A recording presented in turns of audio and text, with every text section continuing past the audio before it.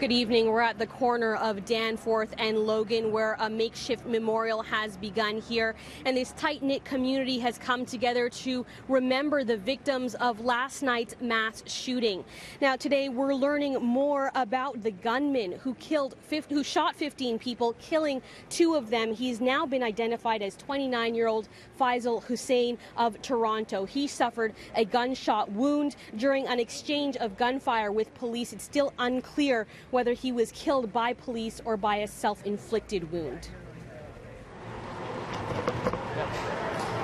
And this is where Vigil Hussain lived with his parents and siblings at an apartment on Thorncliffe Park Drive. Police executed a search warrant at his residence. Forensic officers carried out a number of boxes from the home, loading them into a van for further investigation. Hussain's family issued a statement earlier today painting their son as mentally ill while expressing their sympathy for the victims. It reads in part, "We are utterly devastated by the incomprehensible news that our son was responsible for the senseless violence and loss of life that took place on the Danforth. Our son had severe mental health challenges, struggling with psychosis and depression his entire life. The interventions of professionals were unsuccessful. Medications and therapy were unable to treat him. While we did our best to seek help for him throughout his life of struggle and pain, we could never imagine that this would be his devastating and destructive end." Toronto police say they're still searching for a motive for Hussain's actions. We caught up with neighbours of Vigil Hussain, one of whom did not want to be identified. But I never expected it would be him, because we all see him around where we live, and he's really the most humblest guy you could ever walk into. He always asks other people how they are, if they have any problems, if they need any help. I was just shocked. But he's a nice kid. I mean, like, I really, honest to God, I really shocked. Because the thing is, we never anticipate, we never expecting that this guy can be violent, this kind of thing. While the Special Investigations Unit has identified the shooter, they are asking people not to speculate on the 29-year-old's background.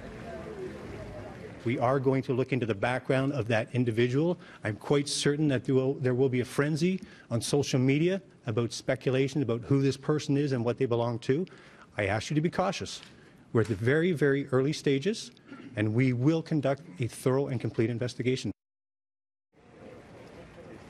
Now, an autopsy will be performed on Hussain's body tomorrow morning. Meanwhile, here on the Danforth, this vigil is just one way that the community is honoring victims. Earlier this evening at a local church, community members gathered for a prayer service and vigil for the shooting victims. Well, we're in shock and disbelief at what happened, and we live in the neighborhood. I've lived here for almost 20 years, and it's shocking. At Cavalry Church on Pape Avenue, just blocks away from where last night's shooting began, area residents, along with politicians, gathered to mourn.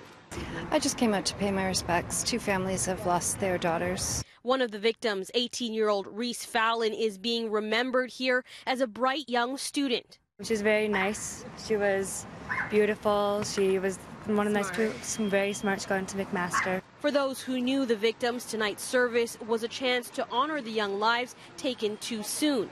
For others, it was all about beginning the healing process. That was a church hall filled with love, and many prayers were said for all the people, the first responders, the leaders of the city, but most of all for the victims. And it was just, for me, a very welcome relief after a very difficult day. The crowd, a mix of families with young children, residents from this neighborhood and beyond, and members of local faith groups. No matter what their connection to this tragedy, all were here to share one message. The community's grief is our grief, and their pain is our pain, and we mourn as they mourn as well. As the police tape comes down on Danforth Avenue, many here say they'll continue to stroll these streets despite what transpired here just hours ago. They say they don't want their community to be defined by this horrific act. I want to walk around my neighborhood. I made a point of shopping in the area today. I think you have to continue a level of normalcy for sure. I'll just kind of be vigilant and watch out for each other. As for what happens now to prevent more tragedies like this, Mayor John Tory says it's time to ask some tough questions. And I think that we should just have a discussion about how we can do much, much better at making sure that these guns don't fall into the wrong hands. And I posed the question earlier today, why does someone need to have a gun in the city of Toronto? And I can't think, aside from police officers and very select others, I can't think of a reason why people do. But I think it's a discussion we should have sooner than later. And Mayor Tory remained here on the Danforth this evening after that vigil, walking up and down the street, speaking with people who were out on restaurant patios less than 24 hours after last night's attack. Now, a portion of the Danforth was closed for most of the day for the investigation. It has since reopened, and Chester subway station has also reopened on line 2.